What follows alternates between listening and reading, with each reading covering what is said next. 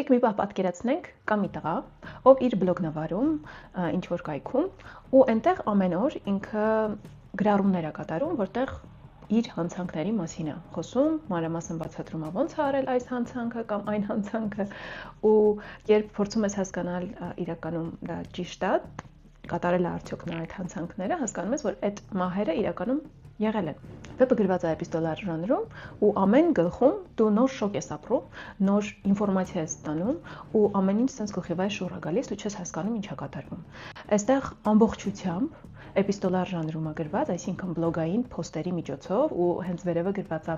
երգի անունը, ու այդ երգը միացնելով կարողանում ես ավելի մթնոլորտային կարդալ, շատ հետաքրքիր է, ու հիմնականում կարծեմ 70-80 թվականների երգեր են այնտեղ։ Վեպը կարդացել եմ մի շնչով, ինձ շատ է դուր եկել։ Իհարկե վեպը ծավալուն է, բայց երբ սկսում ես ընթերցել, չես նկատում ոնց ավարտեցիր։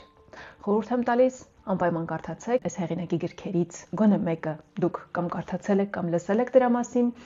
ու խոսքս Ջոան Խարիս «Մальчик с голубыми глазами» գրքի մասին է։